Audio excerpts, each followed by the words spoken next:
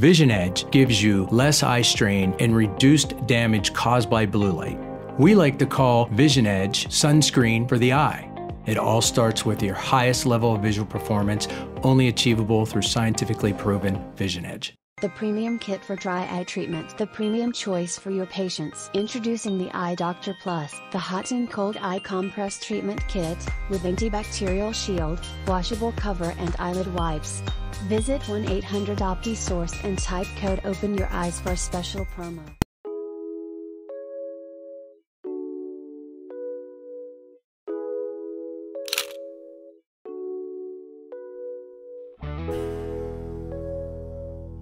Hello and welcome to the Open Your Eyes podcast. I'm Dr. Kerry Gill, the host of the documentary Open Your Eyes.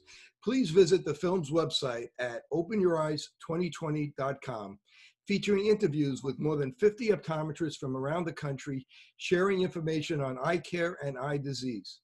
In a survey conducted at Johns Hopkins, 47% of Americans said loss of sight was the worst possible health problem someone could go through. Did you know people can decrease their risk of blinding eye disease and even improve eyesight with certain foods? Today's guest, ophthalmologist, eye surgeon, Dr. Robert Abel, Jr., MD, has studied this topic extensively. Dr. Abel integrates modern and natural medicine. He connects the dots between eye care and general health. He is also an expert in color vision and optical illusion.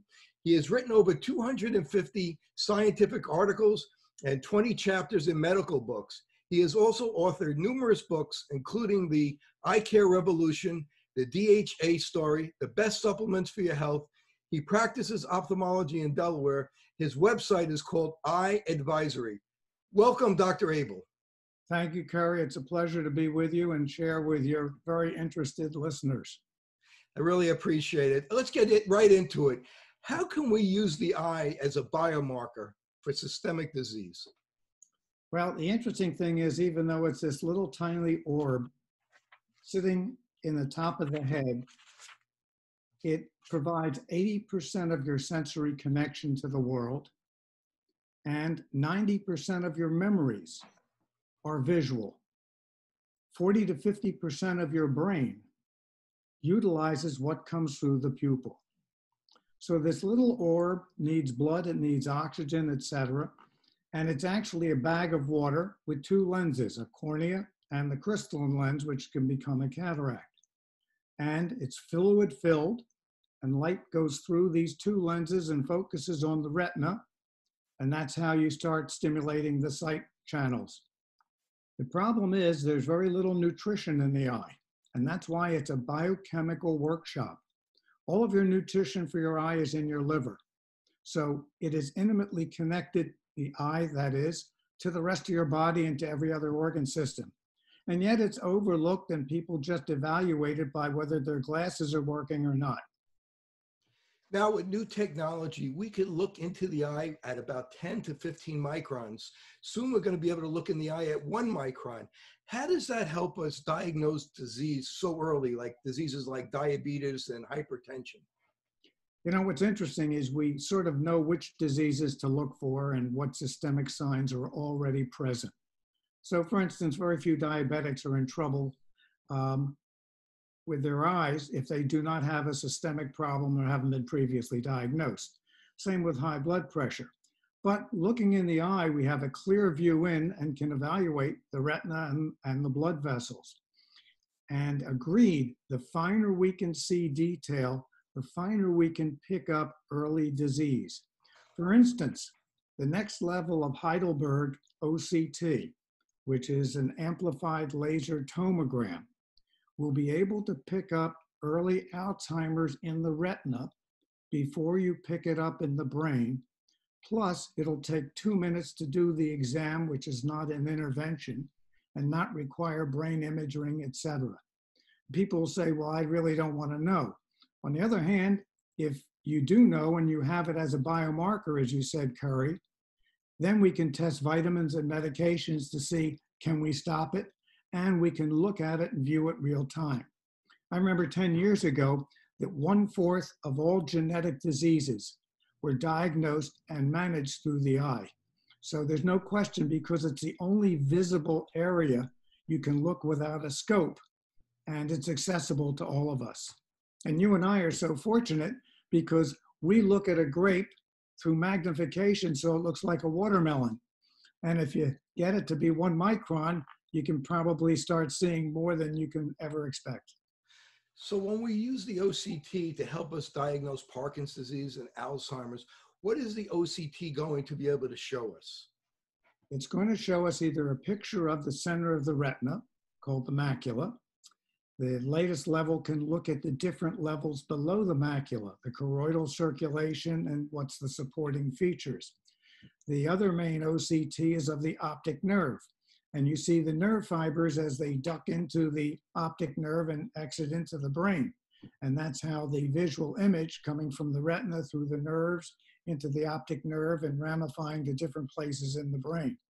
So the OCT will give us a hint of the nerve fibers.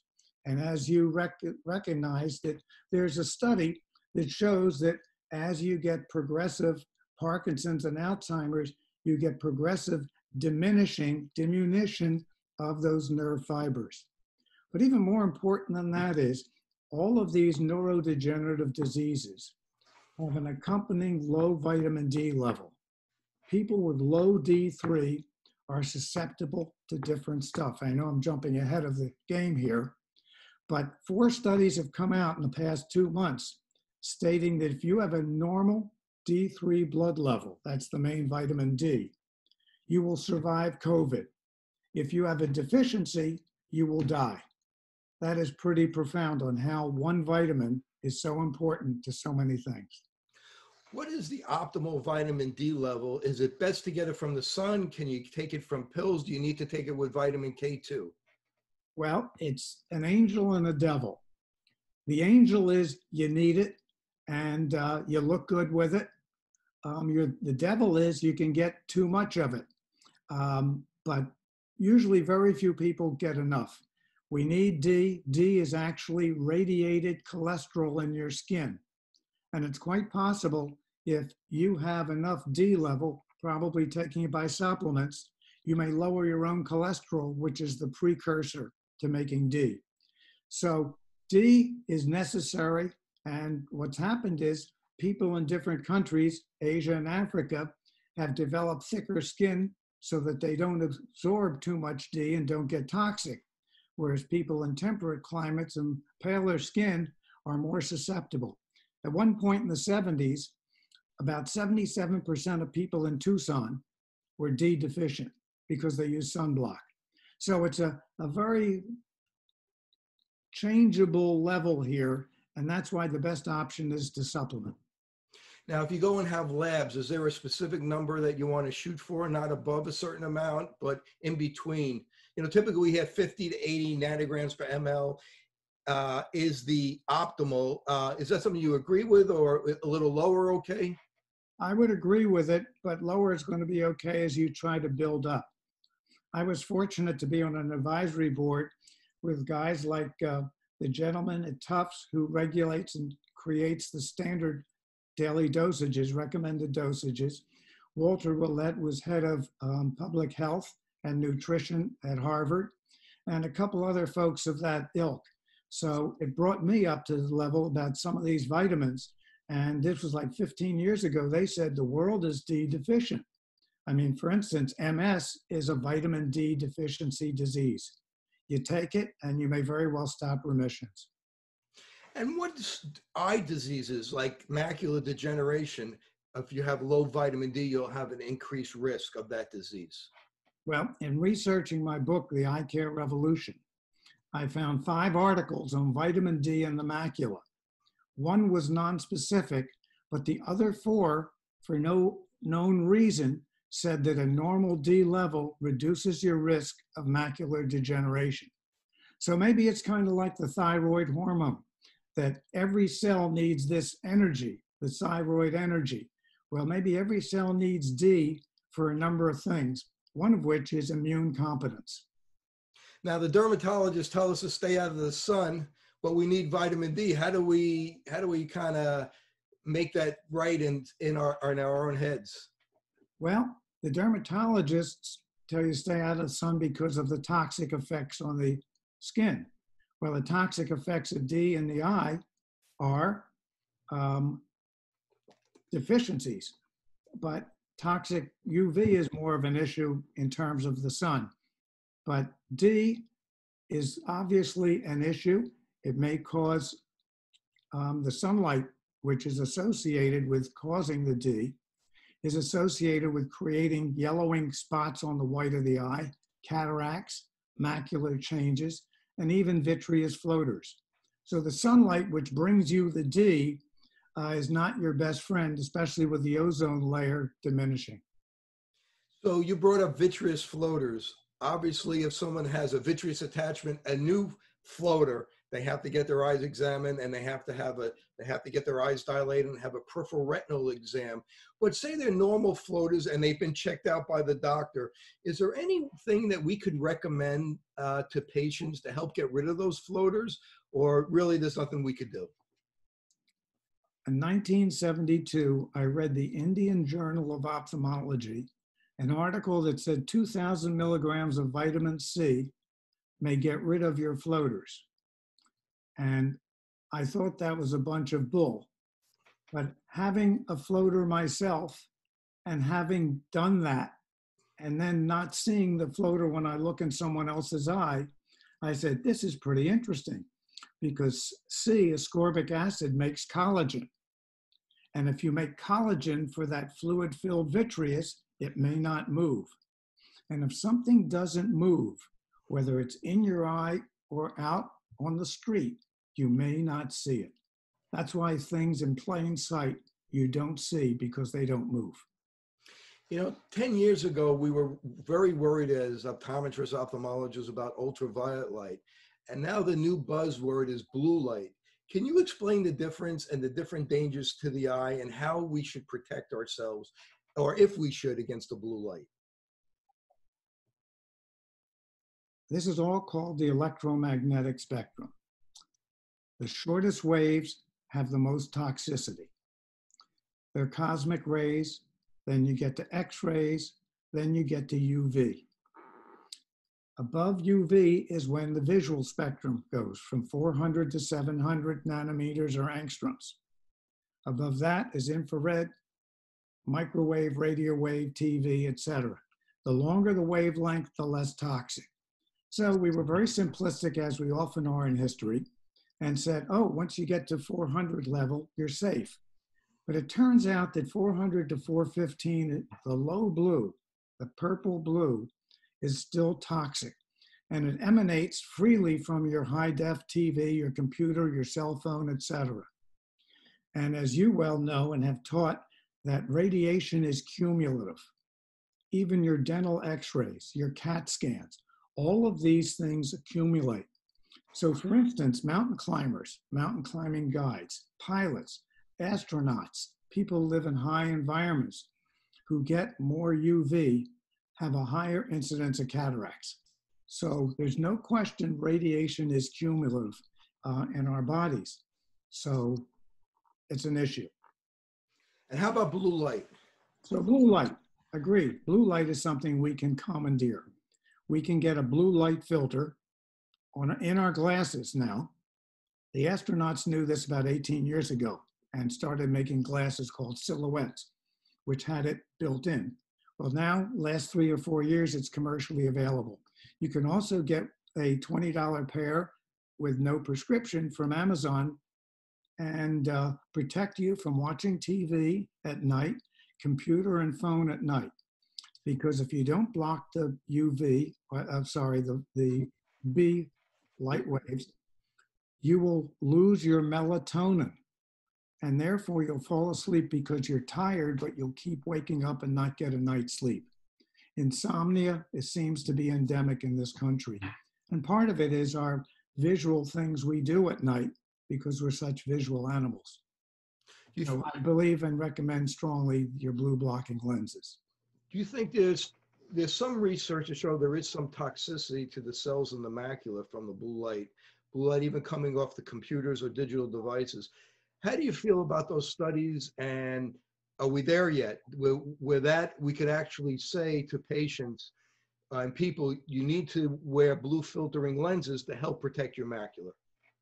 Well, you know, it's interesting in science. The paradigm is so stiff that people don't see the outside of it until all of a sudden everyone knows it. And then doctors, physicians, surgeons, scientists all say, oh, we knew that. Well, I think we're learning that the mouse studies from 2008 by Dillon showed that 1 minute of 400 nanometers on the mouse retina will cause macular degeneration. And as you back up to higher levels, it took longer and longer time. So there's no question it's cumulative. And fortunately, the lens of our eye, which becomes a cataract, is like your left guard in football. It's blocking for the quarterback, your macula. So a lot of this is stopped by the lens, but the lens pays the price of becoming a cataract. So yes, I believe it's cumulative. I believe it could be maculotoxic. And I think of a 6-year-old kid spending his entire life on an iPhone and on a computer or laptop and going to be exposed to this. If there's a midbrain injury, eye exercises could actually help that. Could you go into that and explain that a little bit? Well, it's very interesting about that. It's again, a double-edged sword. They did a study at RPI, a Division III college. They had 38 football players, and they played 8 games. 2 of them got concussions. So they had 36 people, and they put a sensor in the helmet. And over the 8 games, the 36 people got 9,900 head hits. Wow. None of them registered a concussion, but they did midbrain MRI imaging, and all of them had some change and loss in the white matter. So there's no question that concussions are related to even minimal trauma. Answering your question in reverse, the way to treat a concussion is to shut down the eyes. The brain is 40 to 50% committed to what comes through the pupil, and a lot of complicated different pathways between amygdala and emotion, autonomic, balance, and cogitation and recognition in the prefrontal cortex. And what happens is if you don't shut them down, they don't get better from a concussion. And so vision is so important into so many of these items.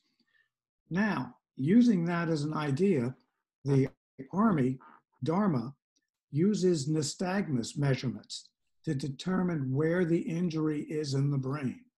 So you can use the eye, as you said, as a metric to help find out where the injury is. But nonetheless, you do have to get sleep.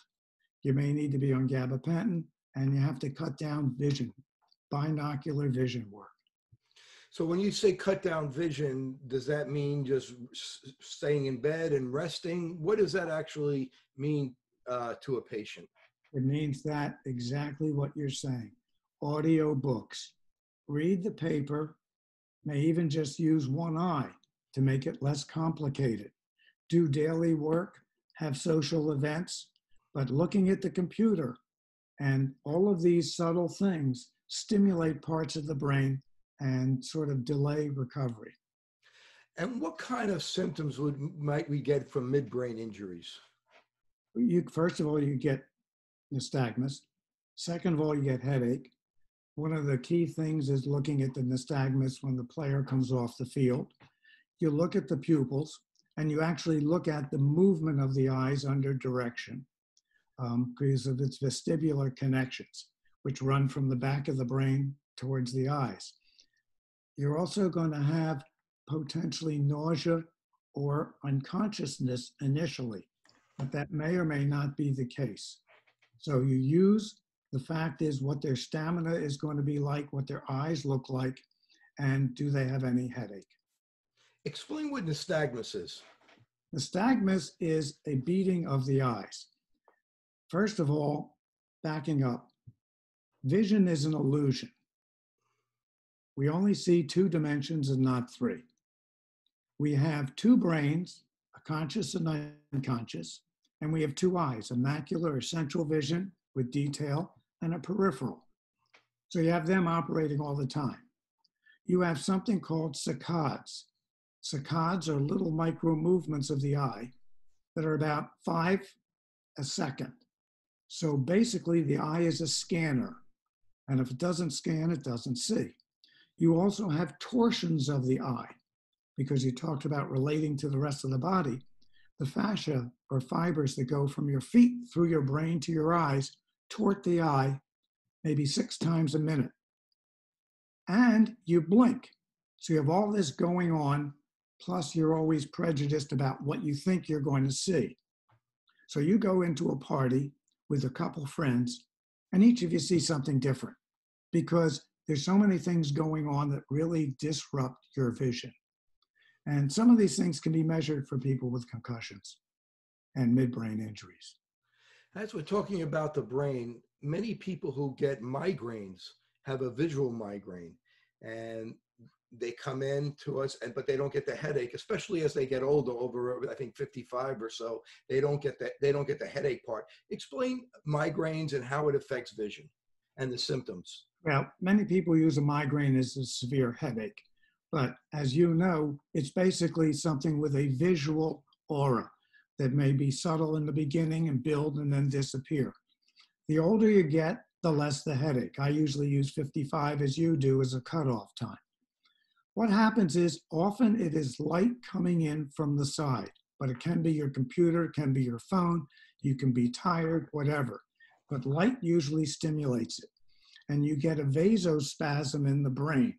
And that's why you see the scintillating lights.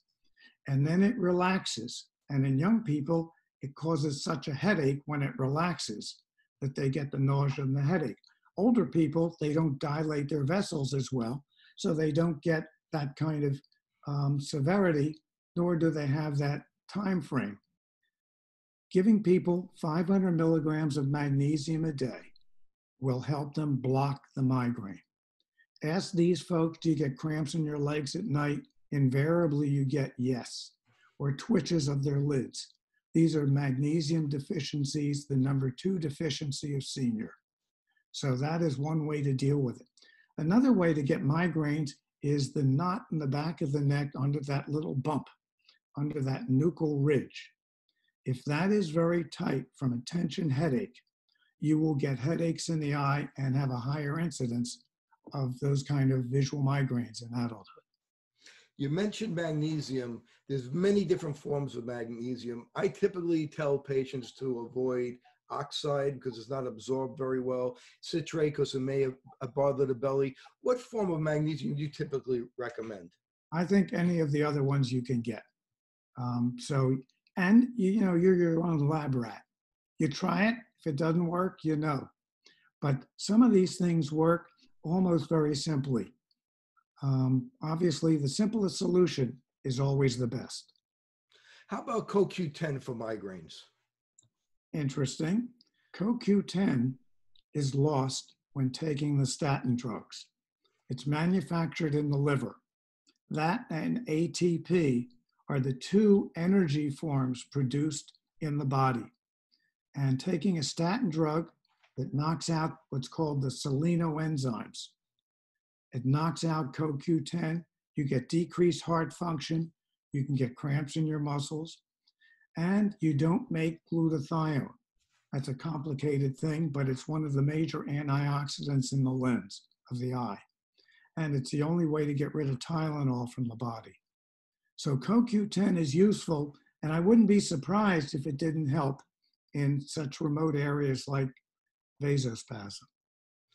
I want to talk about foods that are really good for the eye. But before we do that, if somebody's on a PPI, a proton pump inhibitor, or on antacids, how does that work against us? A couple reasons. The first is it knocks out your B12 absorption. B12, unlike the other B vitamins, has a specific receptor in the stomach. And if you don't have it there, you don't get B12. I alluded to magnesium as the number 2 deficiency. B12 is the number 1. And that's why people shuffle along.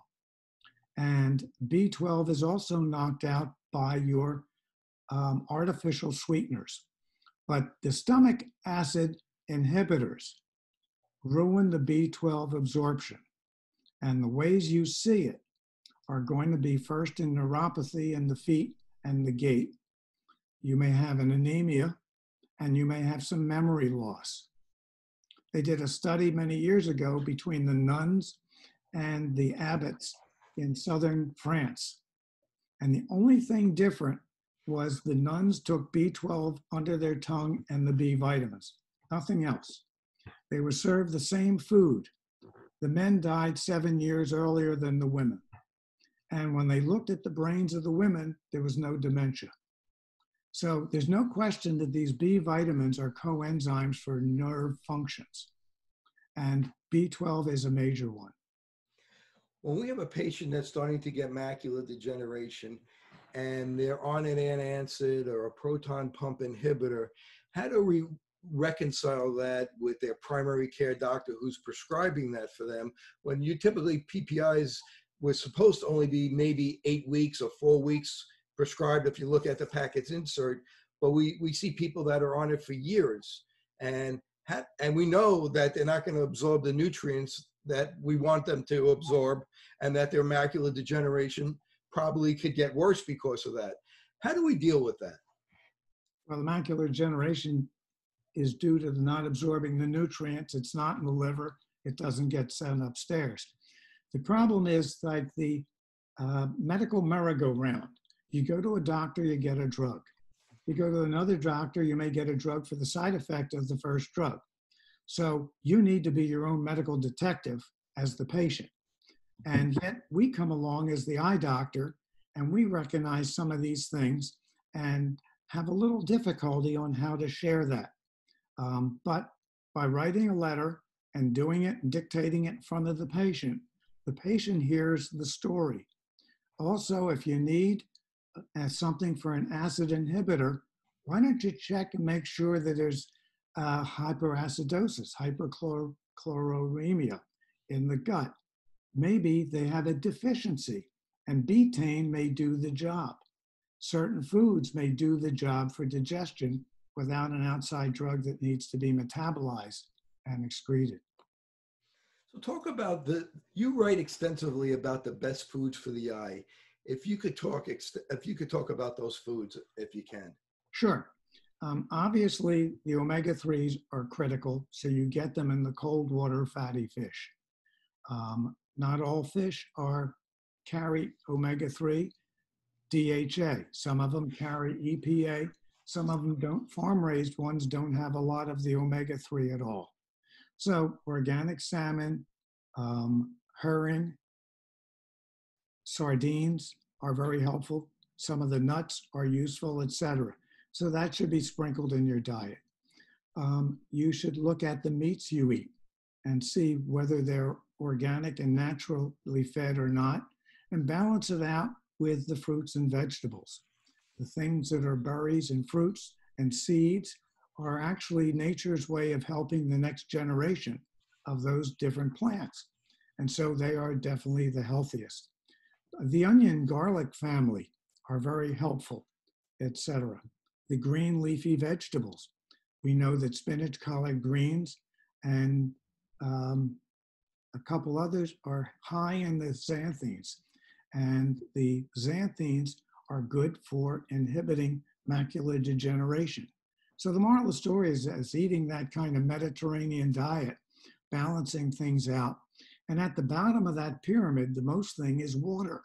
And to make sure you have filtered water, even if it's a Brita filter on your own machine, because the chlorine in the water is toxic. And the chlorine will knock the iodine off your thyroid hormone. And that's why so many people get hypothyroidism. So putting a chlorine filter on either on your whole house or on your sink filter, your water drinking filter, is very important. And how about reverse osmosis filters and structuring the water? Correct. That's a little more expensive, but again, that extends the protection. because you're in the shower, you're still getting the chlorine. And when people end up having cancer, et cetera, you want to do everything possible to avoid recurrences, and you put on the reverse osmosis filter for your entire house. Doesn't have to be outside for the lawn. Do you have a feeling about wine? Good, bad, indifferent?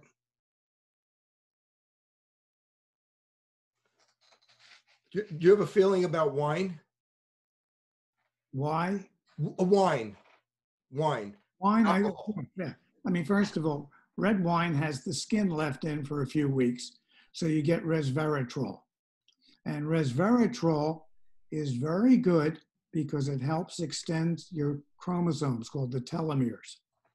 And lengthening the telomeres with resveratrol, exercise, and diet will keep you healthier and give you a longer life.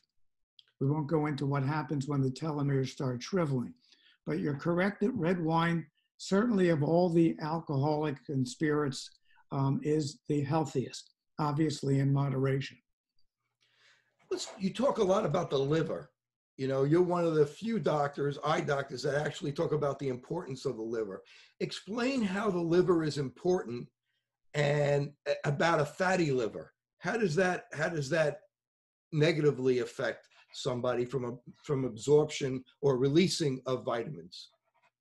What happens is your stomach and your bowels absorb your food, and it goes through all of the vessels into your liver as the first relay station. From there, it's either metabolized, stored, excreted, or sent on to other places, depending on what molecules and foods it is.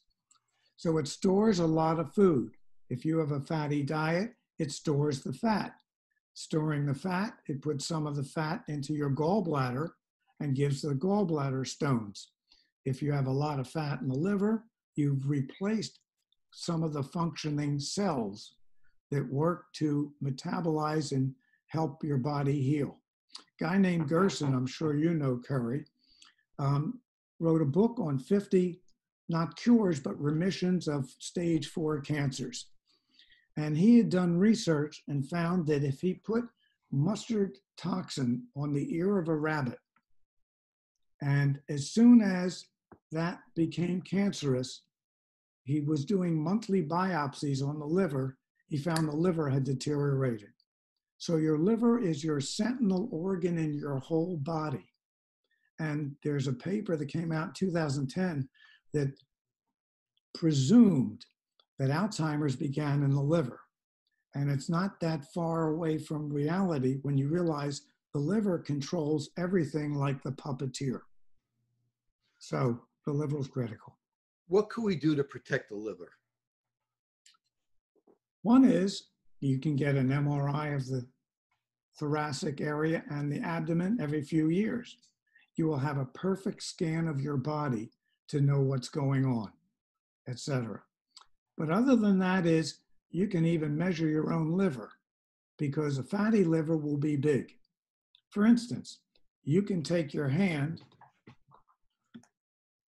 and put it over your last rib and tap. And if it's not solid, like here, you know your liver has not descended. These are little things you can do at home that can give you a clue. That's how you know your liver is reasonably good.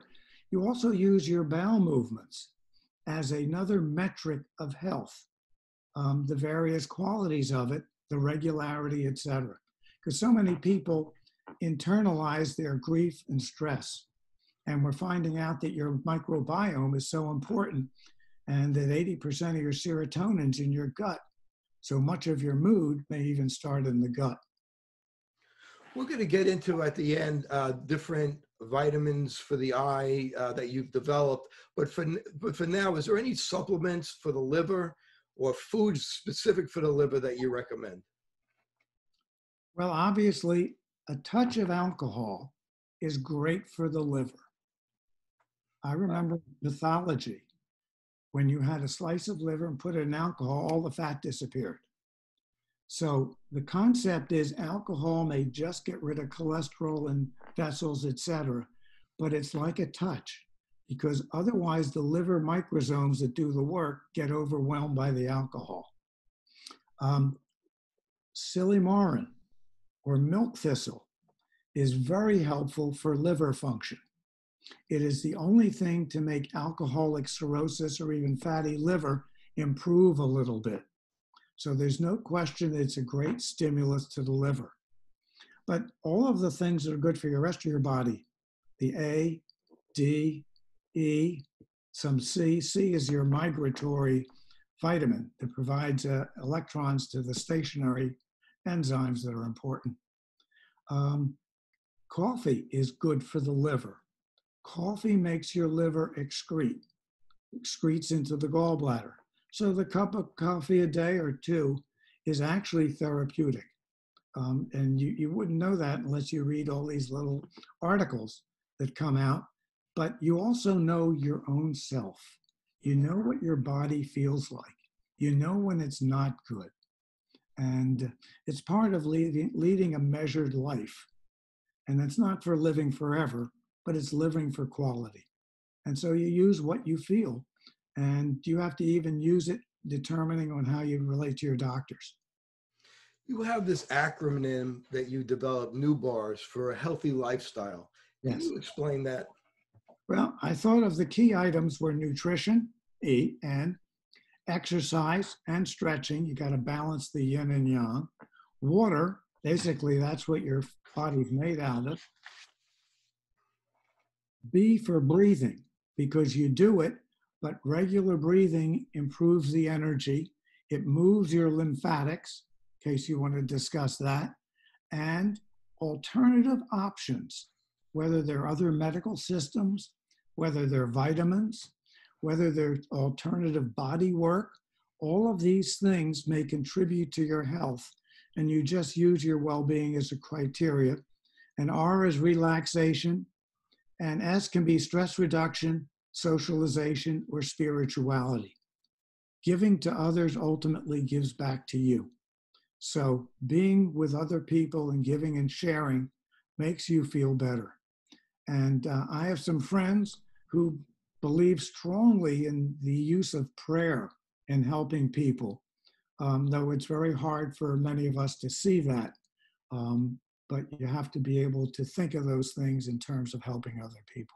The premium kit for dry eye treatment, the premium choice for your patients. Introducing the Eye Doctor Plus, the hot and cold eye compress treatment kit, with antibacterial shield, washable cover and eyelid wipes. Visit 1-800-OPTI-SOURCE and type code OPEN YOUR EYES for a special promo. Macular degeneration is a leading cause of vision loss, with 15% of Americans being at risk or already affected. Scientific evidence proves that by using mesozeaxanthin, lutein, and zeaxanthin together replenishes the macular pigment and promotes healthier vision. This formula comes in only one product, MacuHealth. You talked about meditation, and there's been some studies on glaucoma that meditation actually helps glaucoma. How do you recommend to meditate or breathe? What are the techniques that how you do it? One of the things is to be in a relaxed position, perhaps sitting up with maybe legs crossed or open, arms out, or lying down, and breathe as slow as you can. First, try to breathe 4 in and outs a minute. So that's 15 seconds, or half of which for inhaling and half of which for exhaling. And as you get slower and slower, you get more relaxed and you start forgetting your mind and your body. That's how you know that you are meditating and sort of relieving a lot of the stress of both your body and your mind. And then you try to breathe 3 times a minute and start enjoying it, and start putting the routine of the day out of the way. If you can do it for 10 minutes and get something out of it, great. Some people do it an hour. That's difficult. But when people have that runner's high or the aerobic high, or even walking on a treadmill, in a sense, they're beginning that, because breathing is the key to quieting the mind. Breathing is the key to moving things because you do it on an exhale. So it's used for martial arts. But meditation is a good example for people just sit in the corner and do it themselves and think about something instead of reacting. So let's turn our attention to color vision. People are very curious about what it is to be colorblind. Is somebody really colorblind, or is it really color deficient? And why do they select men who are color deficient to review satellite images? First of all, there are supposedly 3 major pigments, but there are probably a little more because we know a number of the blues do different things, one of which is part of the sleep hormone, melatonin. We knew that the old world monkeys, male and female, had 3 major colors. They were normal color, and they would hunt together. But when they came across the Bering Straits, the New World monkeys in Central and South America, the males have only 2 colors. They are color deficient or color blind, but the females have 3 colors. And they realized that the females can detect changes in the green so they know when the fruit ripened. And the males can see contour better and see the bugs underneath the leaves. So they get a balanced diet by hunting together. And then it just turns out that our trackers who view our satellite images are colorblind, usually men, and they are able to see detail and prominence and perhaps 3 dimensions better than people with normal color. I mean, it's really interesting that there are people who are amblyopic who get better by training. And once they get better by training and have bilateral vision, their depth perception in certain ways and looking at the depth and configuration of objects is a little bit off. So the eye is so complicated in its mechanisms and so much brain is devoted to it that there's so many different issues. Interestingly, a colorblind person wouldn't know it unless they were next to someone who was not colorblind, because they can still see the different hue in a traffic light, even if they can't see the red and green as perfectly. Talk about the different types of color deficiency or color blindness. There's red, green, and there's blue, yellow. And then there's obviously black and white. If you didn't have an eye, you could still see black and white. Were you aware of that? On the tongue. On the tongue. Right. That is Talk about that. It's possible to wear glasses with a little lens, a Google camera, so you knew where you were to be oriented, connects to a little computer on your belt, and then connects with a fiber optic cable to your tongue. And after 2 weeks, you start seeing black, white, and gray. And I was on a show with Dr. Oz, and we had the first guy who received this, an Iraq veteran who lost both eyes from an IED. He said he cannot believe how he got out of his depression to be able to cross a street by himself. And there's pictures of mountain climbers at 12,000 feet, and you see their hands because of the split image of the camera. And obviously you can go around the eyes because lizards and snakes and all kinds of lower order animals have been able to do things. Why is color deficiency more common in men? Because it's on the X chromosome. Because women have 2 X's, so they have a chance of not being totally disabled. Men only have 1 X, the one they get from their mother. So if that's deficient, that's an issue. Often they have baldness associated with that. I won't ask any personal questions. No, I'm not color deficient. You talk about optical illusions, and you write mystery books, and I'm sure you use optical illusions in some of your mystery books. First, what's the name of your mystery books? And 2, explain how the eye and the brain work together to be fooled by optical illusion. The books are called Lethal Hindsight and Last Sighting, and they have my name, Robert Abel, Jr. But I've lectured the psychiatrist about this, Curry, twice. One is fool the eye, fool the mind. And it's very easy to fool the eye. I mean, as simple as walking down a dark street and you're nervous, a lamppost looks like a lurking figure. So, I mean, it's something very simple like that. And illusions are based on the fact that we only see 2 dimensions. And things are created in such a way as to give a back and forth type of image that you can't multitask with your eyes. If you play Sudoku, you realize you cannot multitask. You're going from one to the other. And that's how the illusion of the vase versus the rabbit, or the perspective of lines, or the table, which way is the cube, 3 dimensions. So the moral of the story is illusions are easy. Delusions are when they're psychotic or abnormal. Hallucinations are when they're free floating and there's no basis for that to even have occurred. That's all part of these dream states and illusions that come out of the brain because we are so highly visual, and how we want to rapidly manipulate an image, and how we're so prejudicial to what we see, we may not even see the second option in the same picture. How do magicians use the concept of optical illusions to fool people? Well, that is very tough. There's a guy named Brown, who's a London magician, who does a variety of things and puts things in people's minds, in the audience, subtly, before calling them up and having them give the correct answer, which he has in the envelope. So I'm sure they have different ways, because they lead you into believing what you think you're going to see instead of what actually is seen. So it's the old sleight of hand that you don't see. But not being a magician, except maybe once in a while I get someone better, I can't give you a good answer.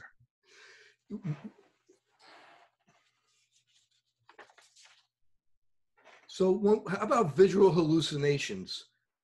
People that have hallucinations or out-of-body experience, how is the eye and the brain involved in that? Well, hallucinations can come from liver disease, dehydration, paranoid fixation, etc. It can come from Alzheimer's disease.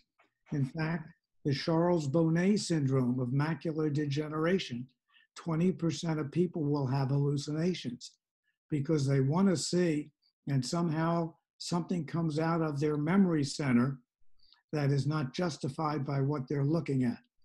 So hallucinations are one thing, but out of body is a very different thing. My 10th book is basically Death is Highly Overrated. It's called The Missing Links. And I've taken 900 patients and picked the best 140 stories from what people see in dreams, what they see and hear in dreams, what they see of their deceased loved one awake, arousing from coma, levitating themselves, and then dying and coming back and telling me the story. The things you realize from this is that consciousness and sight extends beyond the brain. How could somebody go and come back, tell you a story that may have happened 4 generations, 4 decades ago, and still remember it to a T? So the vision is so primordial, and the out-of-body business is something that's only now being investigated by the National Institute of Health Neurology Division. How are real dreams and daydreams different? A daydream comes while you're awake. That's simple. Now there's hypnagogic and hypnosomnic parts of your sleep, when you're falling asleep versus really being asleep, and REM sleep. So, but a daydream is while you are awake, you're sitting in class waiting for the clock to move, and you just start picturing something. Again, the templates in your midbrain are so highly visual. When you think of people, you think of scenes. It is visual for the most part. And this releases on its own, especially in macular degeneration when there's no inlet. They use what's inside the brain. And by the way, you can get dementia from either Alzheimer's disease or cataracts. So people who are sensorily deprived, probably hearing deprived as well, can shut down inside their brain. There's been some reports that there's certain type of cataracts that have amyloid that could be a precursor to Alzheimer's. Have you read anything about that, and do you agree with that? I think that is the case. It's been known for a long time, but it's never been associated. But obviously, amyloid is an abnormal protein. You know, it's a breakdown of normal proteins. The lens is very mysterious because it has no blood supply and nerves. That's why a cataract sort of doesn't really heal. You can try with carnosine, topical carnosine, et cetera, and vitamins. But it'd be hard for the amyloid to get there.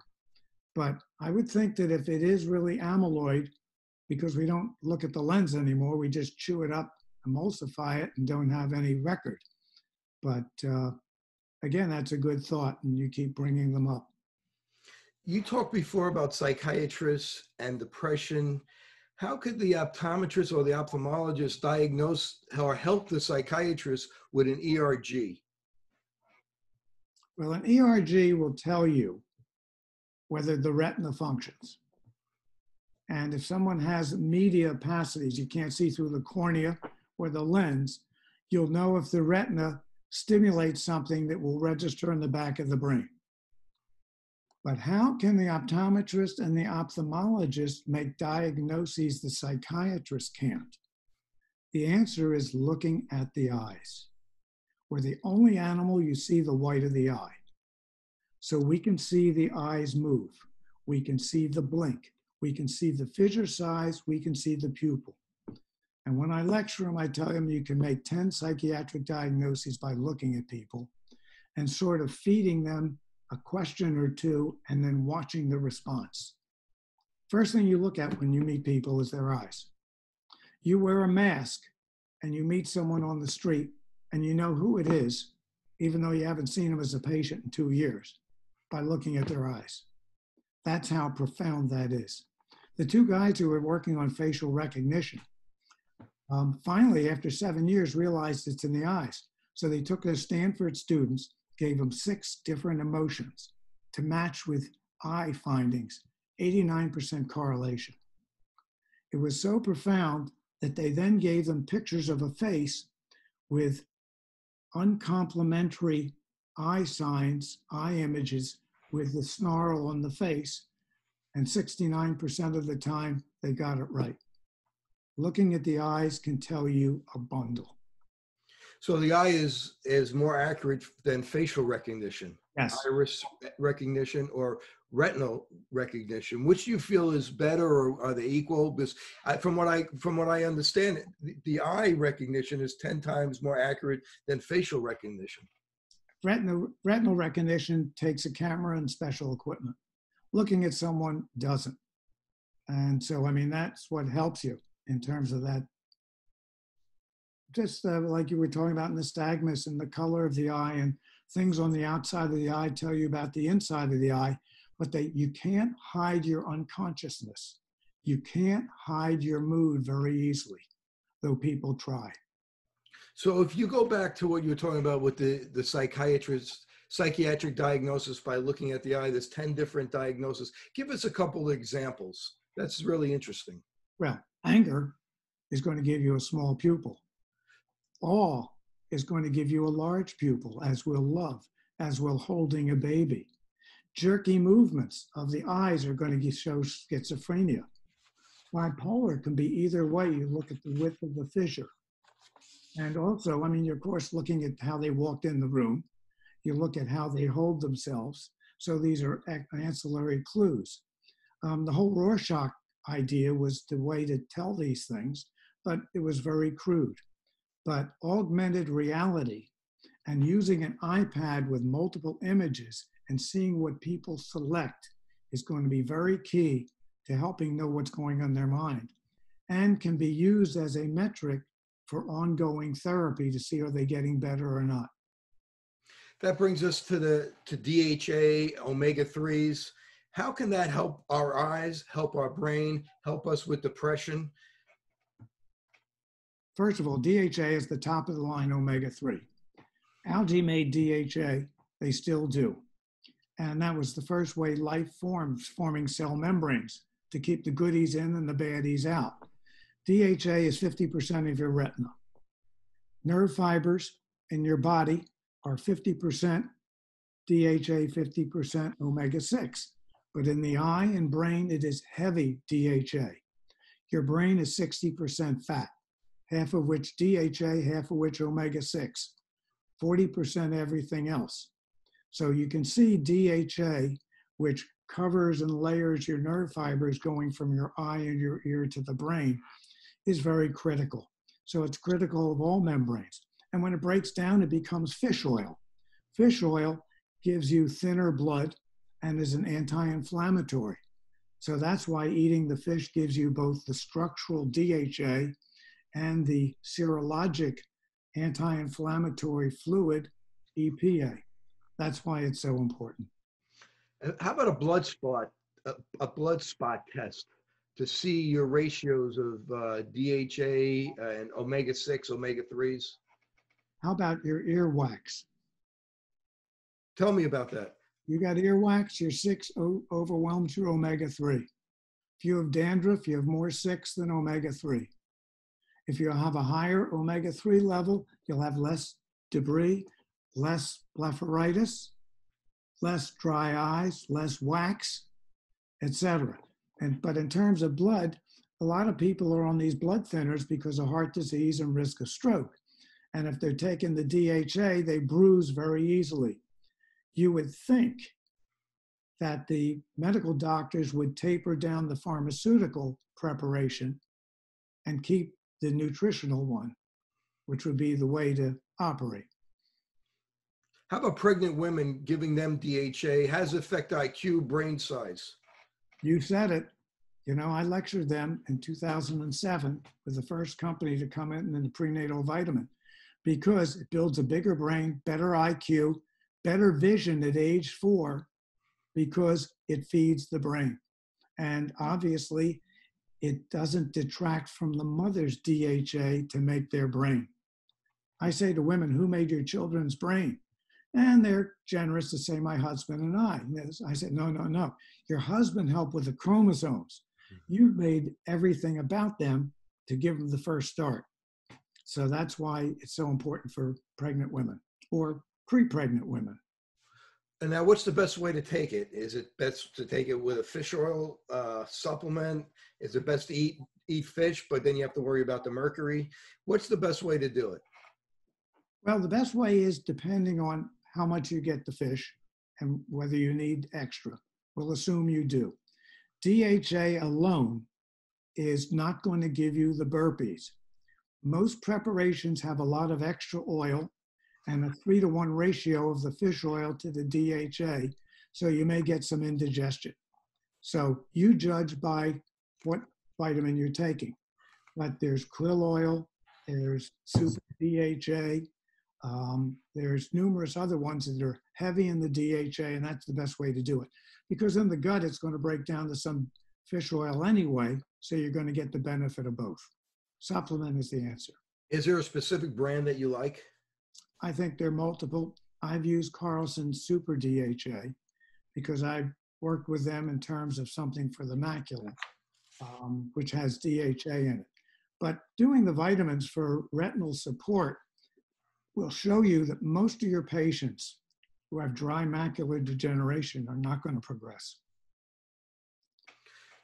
So what other things can people do to prevent the progression of macular degeneration? We all know about the ARADS formula and the problems with the ARADS formula, but we're going to talk a little bit at the end about your formula, but we could do better.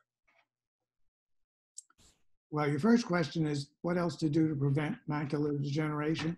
Sunglasses, UV blocking sunglasses. is great. You know, sometimes hats and visors, et cetera, in the garden, et cetera. You know, going to the beach, being very careful, et cetera.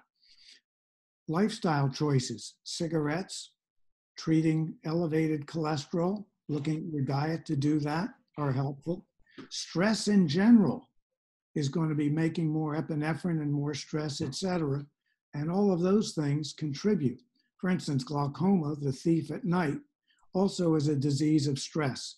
And that the relaxation, the breathing, the meditation, as you indicated, are all things that relax hypertension, glaucoma, et cetera, and high blood pressure. So there are many ingredients in vitamin, you know, like the taurine is important, glutathione boosters, some A, C, and E, but you get a lot of that in food.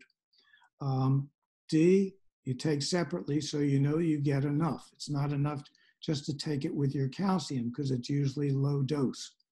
The omega-3 is important. A little bit of zinc is important. Magnesium, often you need more because that's a coenzyme for about 300 enzymes in the body. And the B12 feeds the optic nerve. That some of the disease of the optic nerve can be supported by sublingual, under the tongue, B12, because you may have lost the internal factor. Let's talk about how we can lower our risk of getting glaucoma. What are some of the things that we could do? And then let's talk about if you have glaucoma and you have to take the drops, what else you could do to supplement with the drops? Glaucoma is a disease of the optic nerve. It's not just eye pressure. 3 mechanisms are high eye pressure, low blood pressure at night, like taking too much blood pressure medicine, when you don't have enough blood flow at night. And the third is artificial sweeteners and glutamate. They found twice as much glutamate in the vitreous fluid of glaucoma people as normal. So there are certain sensitizers that we don't know yet. So looking at your diet. So being more relaxed, the exercise concept, more of an appropriate body weight are going to help avoiding the glaucoma. Once you have glaucoma, and you need regular eye exams. Otherwise, you may not even detect it because you may not have the variety that gives you a high painful event. You can follow with eye examinations, visual fields, and optic nerve photographs by the OCT. The latest visual field is a pair of goggles, and you take the test in the goggle, and you do it by yourself and doesn't need a fancy machine in a big room. And it's very quick and apparently is equivalent to the Humphrey usual dome-shaped visual field machine. Only 1.5% of people with glaucoma should worsen each year. For the patients that use the goggles, is that something that we could have them, they could do it at home, and then if it starts to change, it could notify the doctor in between their visits? Perfect. Perfect. You know, that's one of the ways to do it. But 50% of the people with high pressure, higher than normal pressure, never get damage. So there's a reason to be cautious about all this. And the sickest people, the ones who get it, basically on poor blood flow. So the moral of the concept is the exercise is good. Even the walking is getting the heart moving, getting the heart pumping, get all these channels working, etc. And the magnesium also opens up blood flow. There's been some studies on decreasing risk of glaucoma with tea, with vitamin C, CoQ10. Can you comment on any of that? And even green vegetables increase the nitric oxide to dilate the blood vessels. And pycnogenol. Bob Rich at New York Eye and Ear uses all of these things. We had a discussion about it, and he was the only one of the real glaucoma experts to start using this, and now he swears by it, etc. So there's no question. But relaxation is also very key. There is something called Tianchi. Tianchi is a Chinese herb that stops bleeding and bruising in the body, and Chinese athletes use it who are athletic Olympists. But it also stops bruising in the retina. For the people that won't stop oozing, it will augment the need for using the needles to supply support for the retina. So Tianchi also causes people to relax. We've had a couple people get rid of their cystoid macular edema, their central serous retinopathy, just from the Chinese herb. And so it's really interesting to try some of these things and explore it on your own. And ginkgo biloba has been studied and it decreased visual fields. How's your experience with that? Ginkgo biloba increases blood flow in the retinal artery and optic nerve 24% in volunteers. So a colleague of mine who's an herbalist has ginkgo, pilocarpine, curcumin, and a number of other things in an oral formula. And a few people have improved their visual fields, but most people have stayed nice and stable. So there's no question that a mix and match of the traditional and the alternative. Unfortunately, people want to go one way or the other. They say, I take too many things now, I don't want a vitamin, or I won't take a pharmaceutical agent, I'm afraid of them all. So somewhere in between, moderation and an open mind and being your own detective will be helpful. I have to ask you about marijuana. If I don't, I'm going to get a lot of letters. So I have to ask you your opinion on marijuana and glaucoma. Well, I always knew you were a smoking kind of guy. At any rate, there's no question that THC does have an effect on glaucoma through vasodilation. If you get more blood flow in, that helps. The reason the blood flow issue is the eye pressure in that ball of fluid is always there and can be high, and you need something to push back. It appears that the oral doesn't do it as well. You need too much. And then there's CBD, which has been touted for so many things. And obviously, I look forward to the rigor of study, but certainly don't disclaim it because it may be very safe. Is there a ratio between the endocannabinoids and the Is there a ratio? I don't know. Yeah, okay. All right. Thank you. Now let's turn our attention to cataracts. You talked a lot about cataracts. What can we do to decrease our risk of cataracts? Sunglasses. And it starts early because the juvenile lens is still susceptible to the sun at the beach. And as I said before, radiation is cumulative. And we're seeing cataracts in people 50, sometimes even in 40, because more leisure time, more sun time, you may put the sunblock on, but you don't put it in your eyes. So good sunglasses, which don't have to be expensive, go to the optical shop and make sure they're UVA and B proof. And you can have a cheap pair for $1.50 that still does the job. So that's major. There was a study done with twins, and the twin that had the most vitamin C had a 33% decreased risk of cataracts.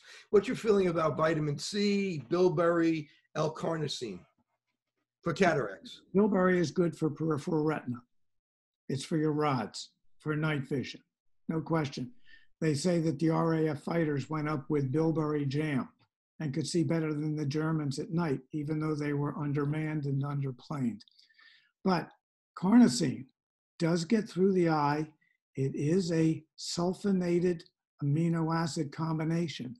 And it's the sulfur in the lens of the eye that breaks down and degenerates. So there's no question carnosine. C is your number one antioxidant in the lens. The number two is glutathione. And glutathione is the sulfur drug. That's why taking the sulfur, having a good glutathione level is important. And can we take liposomal glutathione, or do we need to take the precursors? Good question, because it depends what gets through the eye. But I would say if you're taking the precursors orally is the way to take the precursors. SAMI, NAC, alpha-lipoic, MSM, etc. Explain what glutathione is and how it's so important to the body, and catalase and SOD. Well, glutathione, first of all, those things are enzymes, and glutathione reductase is an enzyme. They're all inside the cell. So they can't get out and need to be refurbished. But glutathione is 3 amino acids. And somehow they have a little magic in their configuration. And they do things like get rid of toxins from the liver. They also work in neuromuscular junctions where the nerve and the muscle meet to get rid of peroxide, which is one of the breakdown free radicals from just breathing oxygen. And when that peroxide increases, you get diseases like Lou Gehrig disease and Parkinson's. So the treatment for those things may very well be IV glutathione. That tells you how important it is. So for instance, if you have Parkinson's, look up intravenous glutathione on YouTube and look at that story. And you may not be hearing this from anyone else, but it's quite important. That's an incredible video that David Perlmutter put that up. Yes. And it's incredible. Talk about L-carnosine. These are L-carnosine drops. There's also pills to decrease risk of cataracts. Have you had any success with it? Do you think it actually works? I know this Russian doctor came up with this CAN-C. What do you think of that? He did it in 2002. He swears by it.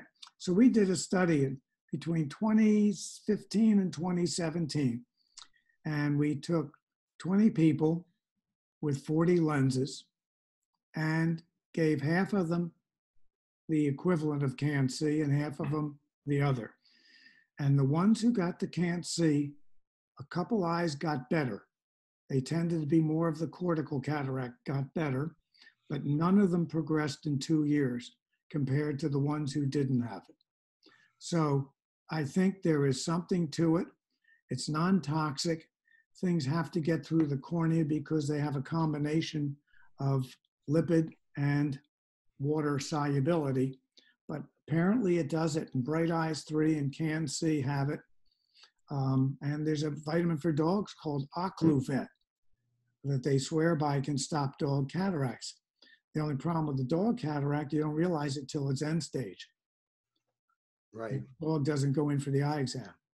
Right, and I know they've done some studies with sea lions, and there was some improvement. How do you get them to stay still? I don't know. I don't know how the vets do it, but they figure out some way of doing it. How about water for cataracts? Great. Keeping the area flushed. Perfect. Because water is, since we said the lens doesn't have a blood supply, so it doesn't have a way to excrete or get in nutrients, that little bit of fluid that rotates and circulates in the eye is what is going to bring nutrients to the lens and is going to wash out the toxins. So water is very important. It's also important for your tears. And what happens is as old people get older, they don't want to go to the bathroom that much, so they cut down on the water. Or they're drinking coffee and they're excreting the water. And so many, myself as guilty at times, don't drink enough water during the day because it seems to be an encumbrance, but it is critical to feeling good. There's been some studies that quercetin could decrease the risk of cataracts, especially in diabetics. And any feeling on that?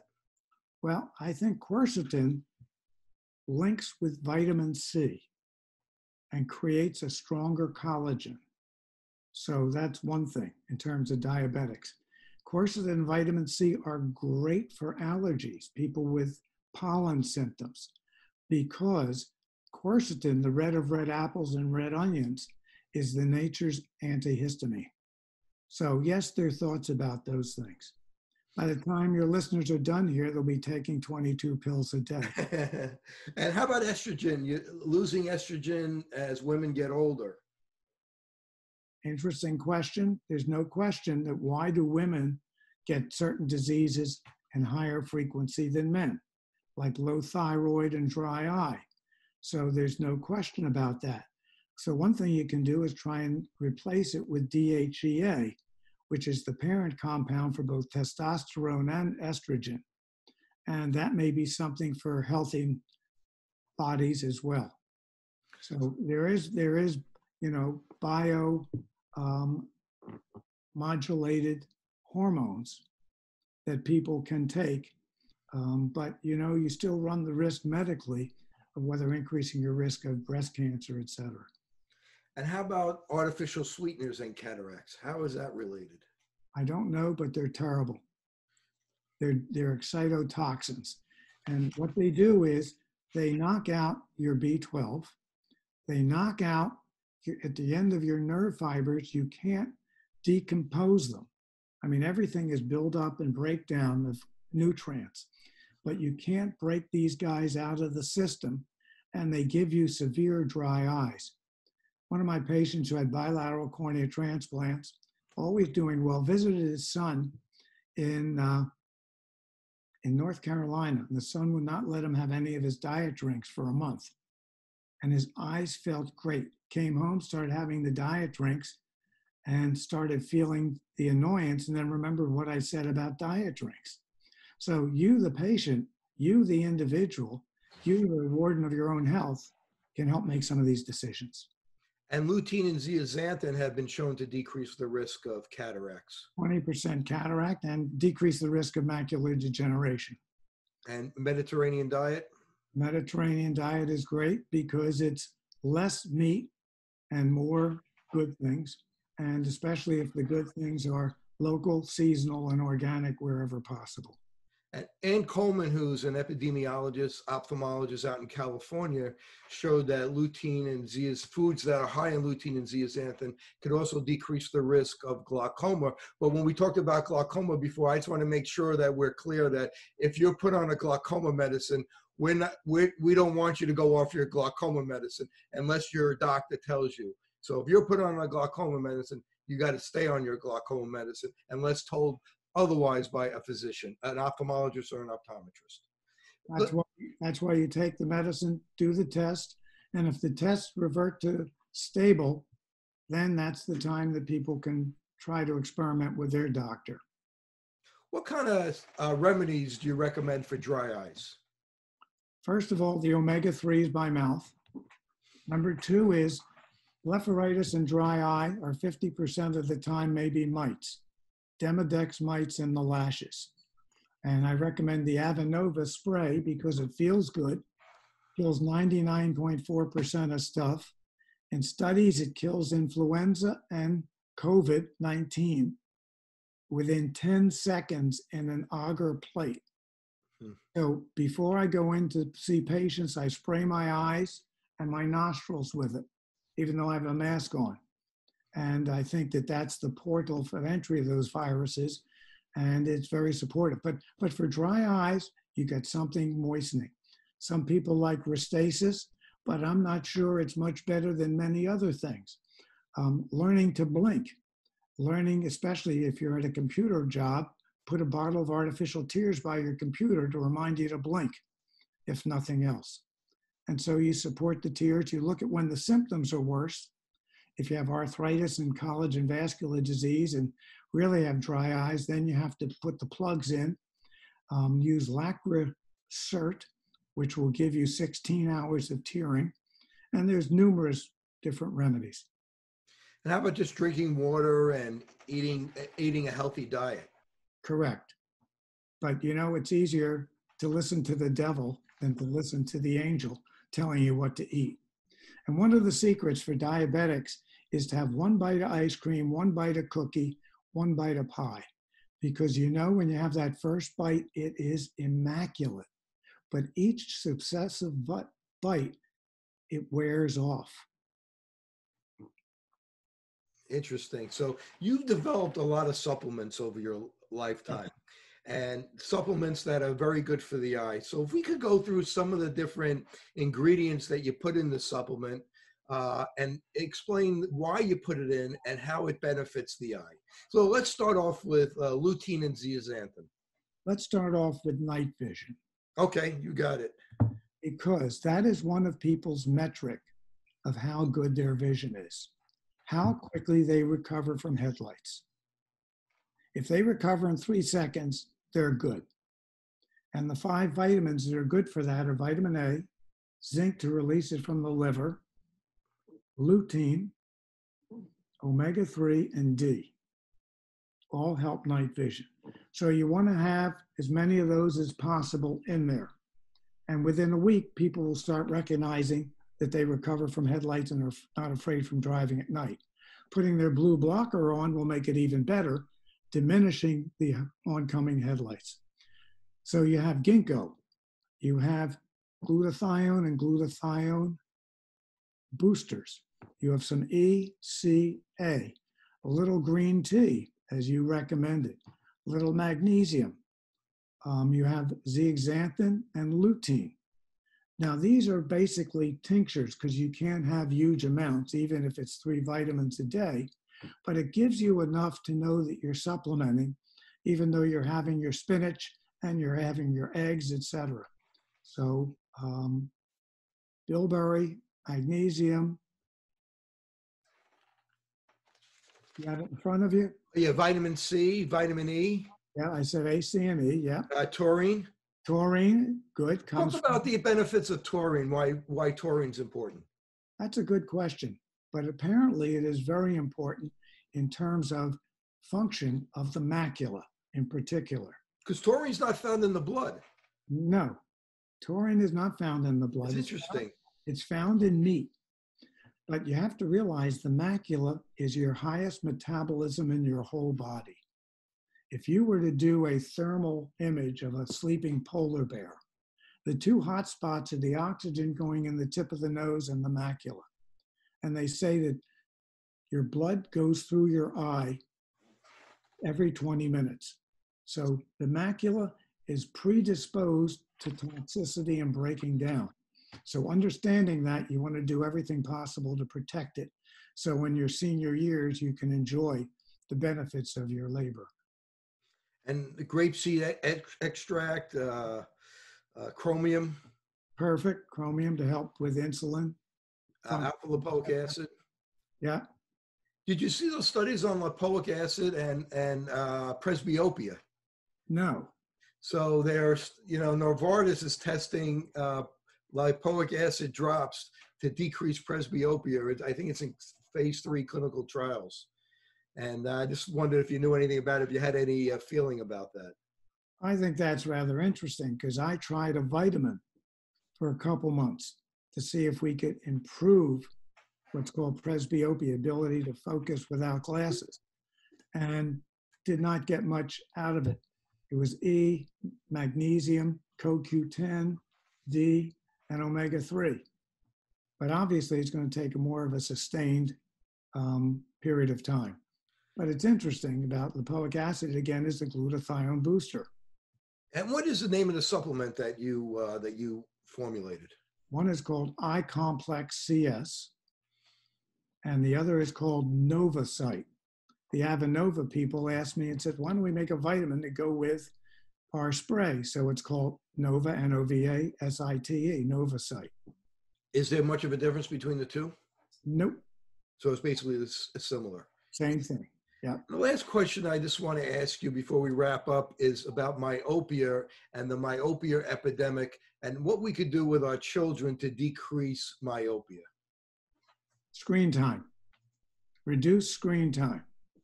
All the studies talk about screen time because both what it does to the eye in the short distance and the convergence, that the convergence of the eyes, already that's the thickest muscle in the eye, somehow leads to increasing myopia. The other thing is in Nepal, they say every night, look at the moon. And what they mean by that is straighten your eyes out periodically. Take a break every 40 minutes and just look at distance. Shake them out, so to speak. Get rid of that spasm. Obviously, giving kid glasses will help, but that is punishing them when they could be just doing things naturally. Well, I just want to thank Dr. Robert Abel, Jr., ophthalmologist, eye surgeon, for sharing his wisdom with us. We covered a ton of topics, and he was very generous with his time. If people want to find out more about you, Dr. Abel, and they want to find out about your books, your fiction, your mystery books, and also your books about the eye, how can they do that? First of all, the eye care revolution basically gives them lots of stuff. on how your nitrous oxide may help some things, but speeds up herpes. So, I mean, everything is a mixture. My website is called Eye Advisory, EYE advisory.com. So there's lots of stuff in it. I need to continue to add it because I would say every month there's new articles. And you're bringing up new stuff to me, Kerry, with the alpha-lipoic and the fact that we want to hear as much as possible. And first of all, when you hear something, it might be an anecdote. If you repeat it, it may be a hypothesis. But once you find that it's a hypothesis, it may become a fact. And your colleagues are not going to do it because they're doing a 3-minute eye exam. And your internist is too busy not getting reimbursed and trying to work the computer, you know, behind you. So you have to be in charge of yourself. But you listen to all the news. Well, that brings up one last thing. You talked about the eye being so complicated, and I often say how the eye is so complicated. And they're trying to do eye exams online with a cell phone. Can you just make a comment about that? Well, that goes back to the fact that people think your vision is what's on your nose. And that's all they're going to get is what's on your nose. Unless they know how to analyze your pupil and your iris and some fancy stuff like that, that is still difficult without having the complete eye exam. And you yourself know, one of the keys is the patient's history, and then the observation, and then a second history. That's how you start to define what may be going on. And so I don't think you're going to be able to do much except get cheap glasses and then try to return them. Well, I want to thank the genius of Dr. Robert Abel. Thank you for joining me today. This is Dr. Kerry Gelb for Open Your Eyes.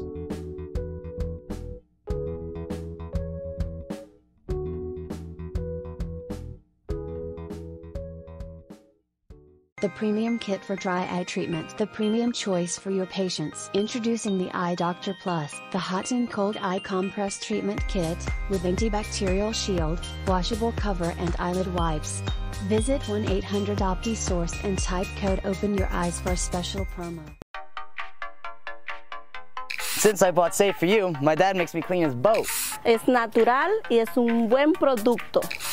Every time I go back to school, my mom always makes sure that I have my Safe For You products. I like to bring extra, and my roommates certainly don't mind. It's a good thing I had Safe For You to clean up after this little guy. When my hands get dry, I like to wash them with Safe For You. And most importantly, the reason why I buy Safe For You is because it's safe for me and you.